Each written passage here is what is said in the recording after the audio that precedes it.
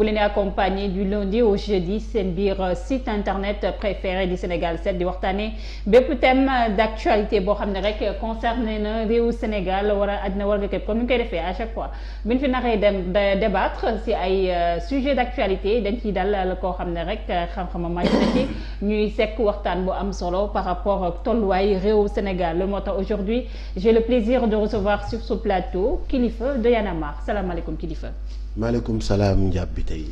naka nga def tu vas bien. maa ngi sant yàlla bu baax alhamdulilah. donc du dugg suñu vif du sujet waxtaan ak sénégalais yi. c'est comme vous voulez. d'accord actualité bu lëmbee réew mi l'actualité phare l'actualité Adji Sarr Ousmane Sonko mënuñu wax ne fu mu toll nii une vingtaine de jours wala sax lu ko ëpp moo occupé le devant de la scène. ban lecture nga def ci actualité boobu nga xam ne mën nañu wax ne mënoon na doon fait divers mais tey dem na ba am benn connotation politique est-ce que jaroon na ko aussi. waaw voilà déjà ci bi ngay poser question bi rek da nga tontuwaale sa bopp. li tax mu am connotation politique donc jaragul may dugg ci fait yi peut-être bu ñu demee ba ci kanam. parce que am na loo xamante ni Ndiab je vais attirer l'attention des Sénégalais. Adji Sarr par exemple qui est une citoyenne sénégalaise bokkul ci li ma jàpp ci li ma comprendre bokkul ci pouvoir amul benn appareil normalement bu nekk ci ginnaawam walla ci wetam ba Adji Sarr par exemple war a mun a xëy rek jël réew mi tenir leen en otage ci benn problème je m'explique tey jii par exemple Adji Sarr elle a porté plainte comme tout citoyen normal bu am lu ko naqadi mais xool leen procédure bi Adji Sarr porté plainte il n'a pas porté plainte n'importe qui il a porté plainte à un honorable député et il a porté plainte à un opposant qui est arrivé en troisième position ci les élections passées alors Adji Sarr bi mu porté kooku plainte automatiquement ci moins de 48 heures nga gis la machine de l'État ni mu activé woo ci procédure bi enquête bi jóge na gendarmerie yóbbu nañ ko fële vite fait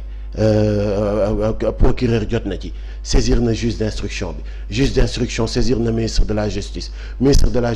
saisir na assemblée nationale gaaw nañ daw gaaw ñoo dàq taxawaalu dara ñoru leen mais ci saa si gaaw nañ daw gaaw ne woy séance plénière il faut que ñu def commission ad hoc lépp ci vite fait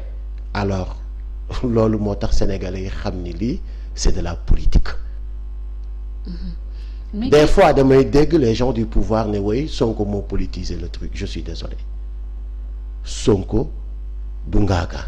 su gisee affaire bi ni mu déroulé woo automatiquement li muy njëkk a def mooy alerter l'opinion te comme on dit souvent une affaire politique ou une bataille politique ne se gagne jamais devant la justice mais devant l'opinion c'est ce qu'il a compris moom tamit mu gaaw daw wax ak opinion bi nag jël affaire bi di ko saytul seen bopp nekk les enquêteurs nekk les avocats nekk les juges nekk les magistrats nekk même à la place du procureur. mais Kilifeu est-ce que nekkul foofu le problème bi situé parce que comme ni nga ko waxee rek Ousmane Sonko dafa gaaw dam wax ak askan bi jël opinion publique bi en témoin par rapport à cette histoire bi nga xam ne mën nañoo jàpp ne c'est une histoire privée wàllum mœurs laalewul lenn rek loo xam ne ñeel na wàllum état wala sax wàllum deniers publics. est-ce que fu mu toll nii mënuñoo wax ne sax Sénégalais yi ñoom ils se font manipuler aussi par Ousmane Sonko aussi sur cette affaire de entre lui et cette masseuse. C'est pas entre Ousmane Sonko et la masseuse. parce que dañ ko comme mais bien sûr dégg nga Adji Sarr moo ko. mais quel Adji Sarr elle détient quel pouvoir pour pouvoir franchement ci même pas un mois motul sax un mois ci 20 jours ou 15 jours li ma la wax yëpp xew na ci mais il faut noter porté na plainte que Sénégal gendarmerie def nañ jël nañ procès verbal bi yóbbul nañ ko procureur procureur saisir le juge d'instruction saisir ministre de la justice saisir assemblée nationale gaaw teg commission ad hoc boobu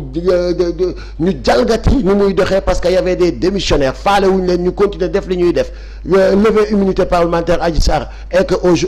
Ousmane Sonko vraiment kuy taxaw naan affaire Ousmane Sonko la ak Adji Sarr sérieusement man damay jàpp ni sax respecté wuloo yaa ngi insulter sa intelligence. mais kilifa ba tey rek bu ñu taxawee ci diggante ñaari citoyens yi kii di Ousmane Sonko kii di Adji Sarr te gis nañ ne récemment au Sénégal dañoo criminaliser li nga xam ne mooy viol peut-être chaque jour ci journaux yi boo ubbee di nga gis ay faits divers parce que wàllum viol dañ ko jàppee fii faits divers au niveau du Sénégal benn Massamba wala benn ñaari nit yu sekk wàllum viol mais du am ampleur bi est-ce que nekkul aussi le fait que Ousmane Sonko nekk aussi kilifa comme ni nga ko waxee nekk aussi farouche opposant kii di président Macky Sall loolu moo tax nit yi am comme l'impression que dafa am benn machination wala sax dafa am benn accélération par rapport à ces procédures aussi. Je pense que li may wax je prends les Sénégalais comme témoins Sénégalais yi xam nañ ni procédure di demee. mais procédure bi nu gaawee ni mu mel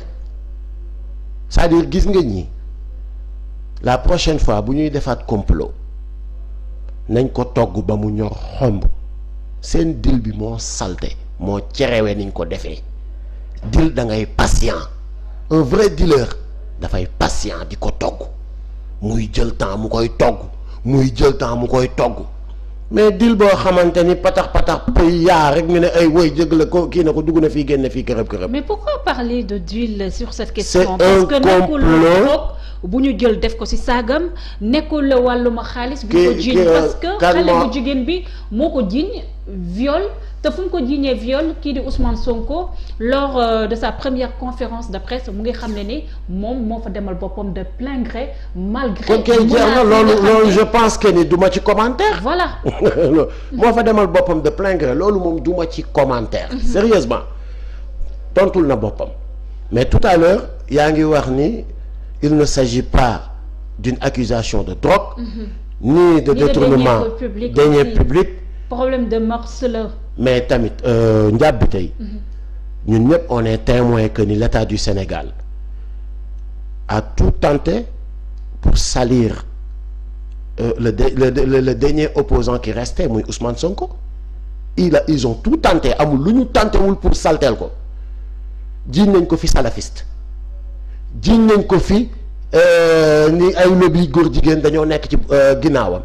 jiiñ nañ ko fi ni ay puissance ñoom ñoo koy jox xaalis pour mu taal dëkk bi topp nañ pendant 15 ans yi nga xamante ni def na ko impôt ñu topp fépp fu mu doon jaar di fa def ay enquête naan leen ndax waa ji musu leen laaj xaalis yooyu yëpp ñu gis ni mënuñ ko ci daaneel ñu ne kay la ñu dem nag ci côté mars c'est tout c'est juste ça. est-ce que foofu le problème bi nekk est-ce que nekkul ne foofu le problème bi nekk parce que boo déggee suñu maam le président Abdoulaye Wade lui il parle de piège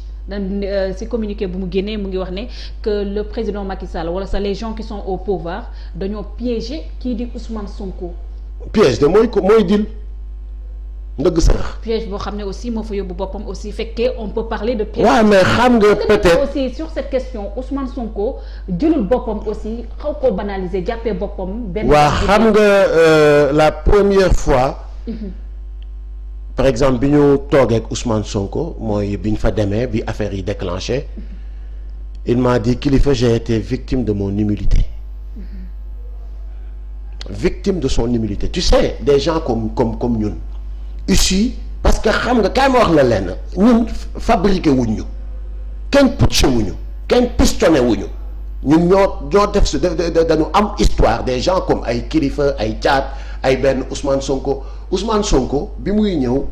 doonuwul benn parti politique classique yi nekk fii doonuwul PDS doonuwul PS doonuwul AFP doonuwul benn parti politique moom moo ñëw avec ses gars mu def boppam ba fi mu yegsi présenter un projet de politique yenn Sénégalais yi gis ki seen bopp adhéré ci